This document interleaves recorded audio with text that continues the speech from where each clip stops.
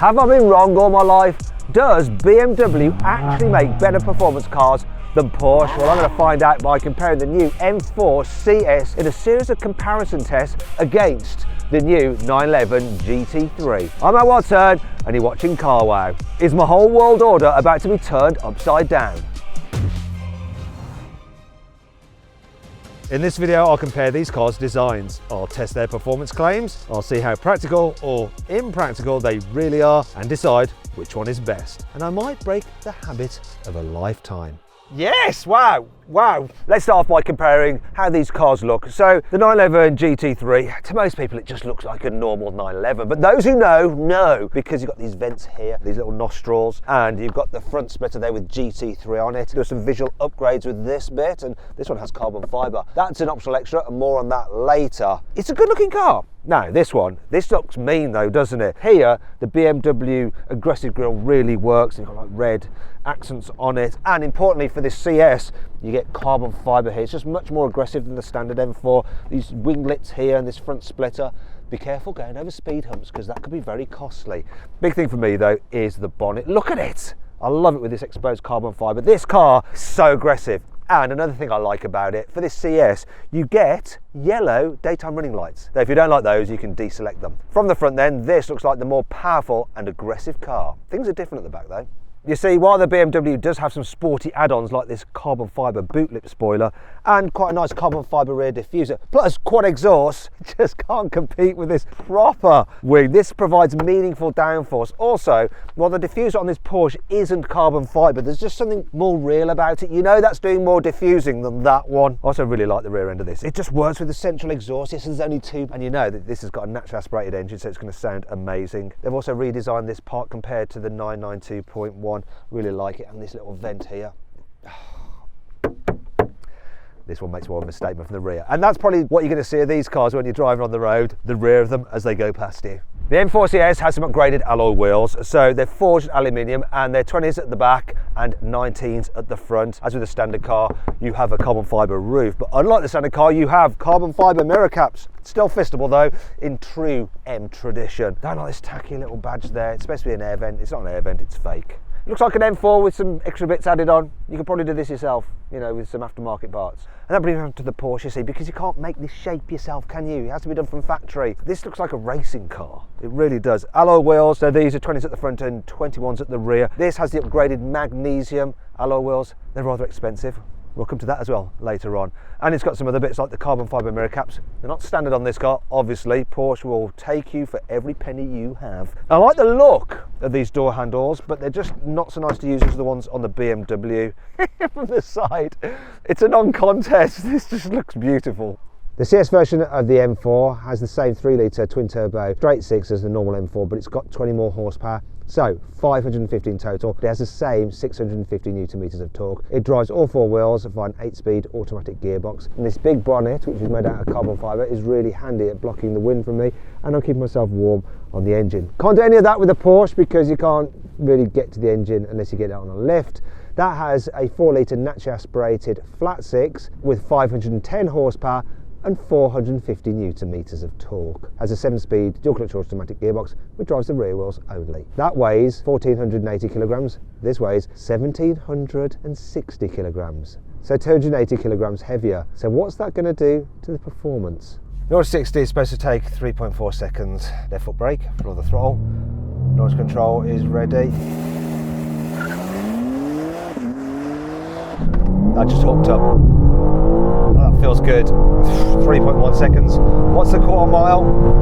What's it going to be? Blimey. 11.1 quarter mile. Wow, that is so fast. So fast. The Porsche could be at a disadvantage here because it's only 2-wheel drive, but remember, the entire weight of its 4-litre flat six is pushing down directly on the back wheels, so it should still have excellent traction off the line. Especially 0 to 60, 3.4 seconds, same as the BMW, but what's the reality?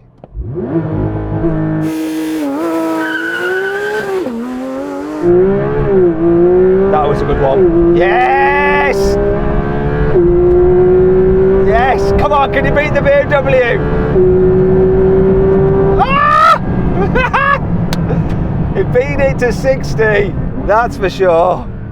But quarter mile beat by 1/100th of a second by the BMW. I mean, how close is that? But it's insane that this is rear wheel drive, right? And it manages to do that. So the BMW is the quickest by the narrowest of margins, but does it sound the best? Go on then.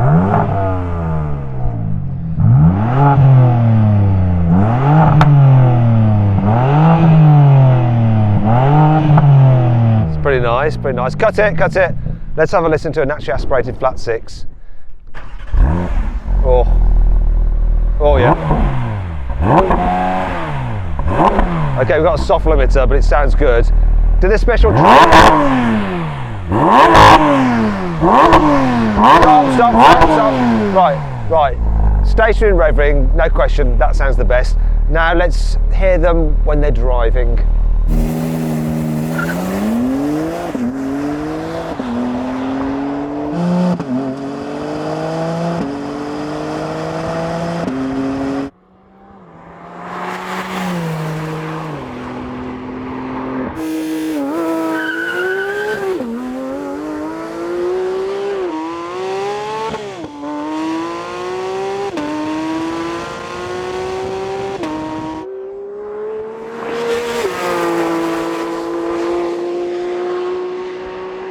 You really feel like you're sitting in a sports car with the GT3 because it is a sports car. You sit dead low, especially in these upgraded carbon fibre bucket seats, which now fold as well.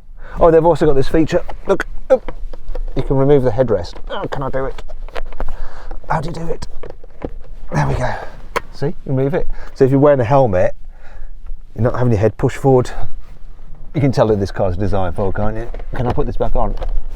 There we go. Yeah, it's a really nice interior, feels solid, well built, and the infotainment system, it's very easy to use, and you've got wireless CarPlay and Android Auto. Digital dials, they cause a bit of controversy, but I actually really like them, and I like the way you can change from a normal rev counter to this more sporty one with the red line at the top. I quite like that. I like the fact that they've kept the little paddle switch to like start the car rather than on the standard 911s where it's like a push button, but there are some buttons that had to fit because of the new safety rules, which means that you have to have ADAS systems on, so lane keeping assist and speed limit warning, but you can press that button then quickly toggle them off. I also like the fact that Porsche's kept the physical buttons for the climate control, so you can set your temperature really nice and easily. And this car is lovely inside, but it's got so many options fitted to it. I'm going to come through the spec list in a bit and it will blow your mind and your wallet. As with the exterior, the interior of the M4 just feels a little bit more like a normal car than the Porsche. You still sit very low in these standard fit, you don't have to pay extra for them, carbon fibre buckets. I think for a long journey these are more comfortable than the buckets in the Porsche, and they still hold you very well. It's just that this kind of like hard bit in the middle, for some people with chunky thighs, it can be a bit uncomfortable. I find them absolutely fine though. Other upgrades which help lift it over the standard M4 include, look, we've got CS logo there, you've got carbon fibre little oddments tray, carbon fibre all the way around here. That's really nice. Carbon fibre on here, carbon fibre gear shift paddles and on the steering wheel. You've got Alcantara on the steering wheel as well. It's really nice, and I like all the tricolor stitching as well that you get on this car. And oh yeah, the Porsche has red seat belts, which are an optional extra, but this has tricolor on the seat belt as standard. It's really nice. Infotainment system isn't as good though. It's a bit confusing, this BMW one, and you have to operate, as with the standard car, the climate control through it. And the digital dials, while they're pretty clear and give you all the information you need, they just don't look as in the Porsche. Now, it's all well and good talking about the upgrades over the normal M4 and even the normal 4 Series, but you've got to put how much that costs into perspective. So this is the starting price for a normal BMW 4 Series. And this is the starting price for a normal BMW M4, just the normal M4 competition. However, this M4 CS costs this much. Yeah. Actually, the car we've got here is actually this much because it's got some options fitted to it. But there's only two. The first is this lovely Riviera blue paint job. Can you guess how much that is? It's this much. And they didn't even finish the bonnet. Then there's the carbon ceramic brake upgrade, which costs this much. I think that's a lot. Wait till we get onto the Porsche. An entry-level Porsche 911 Carrera starts from this much. The GT3 starts from this much. So the price walk is actually less than going from a base 4 Series all the way up to the CS. However, Porsche won't let you stop walking, you see, because you're going to have to fit some options to your GT3. No one just buys a base spec GT3. And I'm going to take you through the options on this car and we'll see where we end up, because it's quite frightening. The optional Visac pack includes carbon wing end plates, mirror caps, bumper trims and a painted carbon roof with carbon anti-roll bars, a carbon roll cage and carbon interior trim, alongside interior Racetex trim and various Visac badges. The extended leather and Racetex trim with red stitching is also optional, along with folding carbon sport seats, red seat belts, red trim on the stopwatch and rev counter and Bose stereo. Exterior options include front PPF, tinted matrix LED headlights, Visac courtesy lights and the all-important front axle lift. But the most expensive individual options are these carbon ceramic brakes and gorgeous magnesium wheels. In total, the options on this car come to £60,450. Do you know what really blows my mind is that you can spend over 60 grand on options and you still have plasticky sun visors. I think the person who actually optioned this car forgot to select the Racetex for those. It's only 355 quid, so if you're spending all that money, you may as well do that as well. But overall, that amount of cash on options is insane. You could have a whole M4 for a lot less than that. I'll tell you what I'm also happy about. These new carbon fibre buckets fold forward. Now, there's no rear seats in this, but you can get rear seats in the touring version. It does make it easier to load though, because this cage does cause a problem. But if these seats didn't move, look, you could only squeeze stuff through there. With this one, you can squeeze stuff through this larger gap. That is handy. I also like the fact that you can get them with Isofix anchor points, so you can put a child seat here in the front. Can't do that in the bucket seats in the previous generation GT3, and these side bolsters just seem a little bit easier to climb over to get in. So that's good. I actually find the side bolsters in the BMW a little bit harder to get over than in the Porsche. Not much in it though. I tell you what is handy about the BMW. Tis this, having some rear seats. Yeah. And even if you have the touring with the Porsche, the back seats are nowhere near as good as this, so I've got a decent amount of knee room. Headroom's okay for me, but let's try someone taller. Nicholas? No, that seat's probably going to go a bit too far back. It's all right, isn't it? Headroom's tight. Headroom's tight. Headroom's very tight, but legroom's good, okay? That's way better than in a 911 though. Oh, absolutely, yeah. So happy about that. We're going to do something else you're not going to like in a minute. Right, Nicholas, you know what to do. I'm going to show you how big and practical this boot is. It is quite large for a sporty coupe. This is not going to be pretty. Anyway, Nick, so this is the bit you're going to enjoy the most. We're going to top to tail. See if we can fit 2 grown men in the back of this. I told you we're going to enjoy this. Goodness. Oh, look, there's a recess for my feet. Oh. Now, Miguel, you're going to have to shut the boot. Oh. But look at this though. This is going to happen. Come on, don't fart, Nick. Go. I think I've got some front end damage now. Ah! How do we get out? Actually, do you know what? This is roomier than I thought. Oh, we can release the seats as well. Look. There you go that way. Don't kick me in the face, I know you want to. Oh, I've got a 12-volt socket here as well, look. It's a 12-volt socket, there we go. My problem is getting my legs out. Can you get out? If I don't do my neck in. I did my neck in last week doing this kind of thing. Anyway.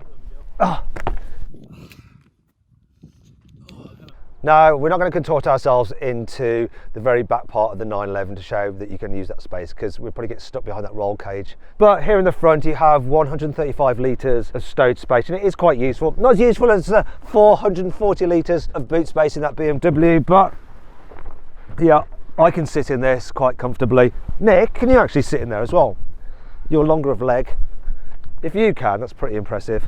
Do you know what? We should get some suitcases to demonstrate things with rather than people. Yeah, he's happy, I'm happy. Nonsense. Let's take a break from the nonsense to talk about these cars' brakes, the optional carbon ceramics.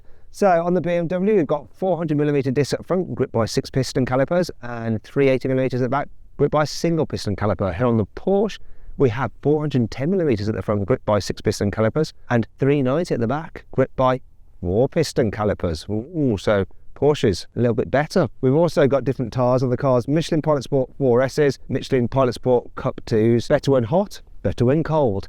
And that's what we're going to do. We're going to do a cold brake test, and then we're going to do a hot brake test and see how the cars perform in those two different scenarios. Will there be any difference? Let's find out. Cold tyres, cold brakes, what we're going to do, 100 mile an hour. Cold tyres and brakes.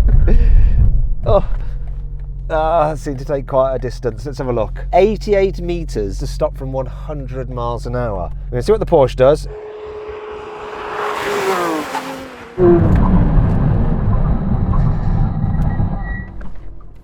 It did better than the BMW. 87 metres, 1 metre better. Is he going to do better once I've warmed it all up? We're going to find out. But first, I need to get some serious heat into the BMW's tyres.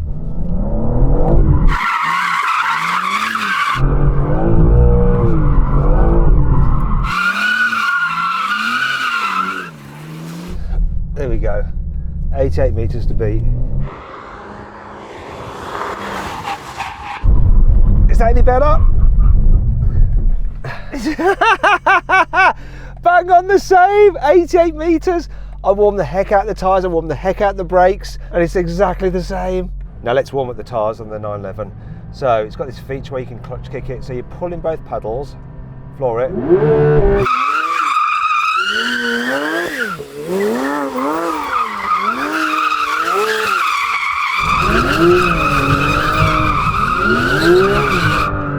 There we go. Should be ready to razz it. It's definitely a little bit more edgy than the BMW. Is that better? I don't know if it is. Yes! Wow! Wow! Hot brakes, hot tyres, 80 metres. I've taken 7 metres out of it by having everything warmed up. It's mad how it didn't affect the BMW, but it affected this. Maybe that's just the nature of the brakes, and in particular the tyres in the BMW. These Cup 2s on this, you've got to get them warm for them to do their job, and then they definitely do their job. It's easy to get your tyres into their ideal temperature range on a track, but it's much harder to do on the road. And this could be one reason why the BMW with its Michelin Pilot Sport 4Ss might actually be a better all-rounder. But let's find out. When you're on it, oh, this thing feels properly fast. The engine lights are red for a turbo, and it sounds good, though I know a lot of the sound that I'm hearing on the inside, it's kind of pumped with the speakers. The car will rotate on you a bit, so it's quite mobile and it's fun and engaging, and it's nothing but predictable and smooth, like you know what it's going to do. And then you can apply the throttle to sit the back down and stop it rotating and just control it, or make it rotate even more.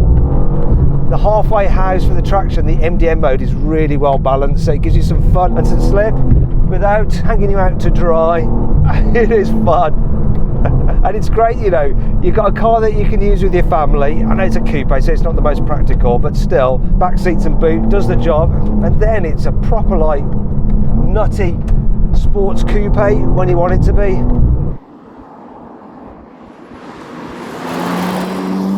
It does feel like a bit of a big bruiser though, this thing. It's not like a scalpel, but it's certainly a lot of fun, and you can cover ground extremely quickly. And with the four-wheel drive, you can enjoy the performance all year. The brakes feel good, gear shifts. Yeah, I know it's not a dual clutcher, but they're fast. And if you get a bit carried away in a corner, you'll either just push on a bit, or if you rotate too quick, it'll just start to come round on you. It's all very smooth and predictable. Whee! Oh, it's so nice.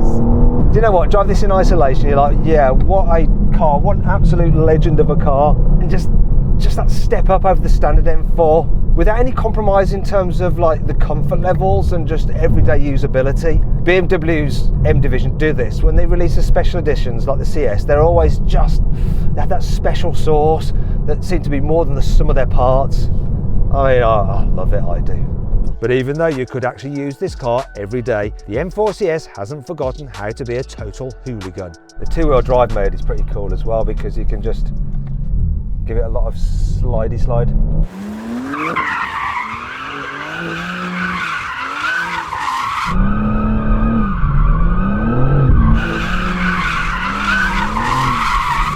Hello, hello. So easy in this car. But how will the Porsche compare with its hardcore motorsport-derived chassis setup? In some ways, it's wrong to compare the GT3 to the BMW. We should just have like a normal Porsche like the GTS. While the BMW is perfectly livable every day and throughout the winter, you wouldn't want to with this. It's a little bit noisy, it's uncompromised. The tyres are no good when it's wet and cold. When the conditions are right, oh my goodness, it's like driving a racing car. It really is. The steering is so sharp, the chassis so stiff, the engine manic. I mean, in terms of speed, outright performance, they're just bang on each other really, but this, the way it's just so flat around the bends and just digs in, it's less likely to let go as well than the BMW, which kind of moves around a bit more. This, it's just so planted. And the drive that you get from that rear axle with the weight over the back wheels, it's just insane. Gear shift as well. You can tell this is a dual clutcher. It's just like bang, bang, bang. So fast on the gear shifts. It's an absolute weapon. The seats are fantastic as well. Just hold you firmly in place. I mean, when the weather's good and the roads are good, this is the car you're going to choose all day long. You do have to watch which gear you're in because you haven't got the torque to pull you out if you're in the wrong gear like you can the BMW, but get it right, this engine is an absolute peach. And the noise, I mean the BMW just can't come close. This is pure motorsport, this sound.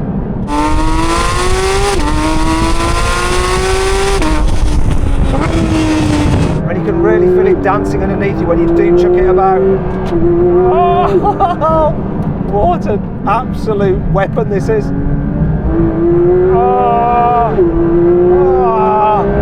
All the way to 9, yes please. And then you have to relax and just chill for a bit. I go, oh, do you know what an amazing, amazing car. But it's only amazing on the right kind of journeys. Other times, it's going to be a bit of a pain. This is the car I want, but it's not necessarily the car I or you should have.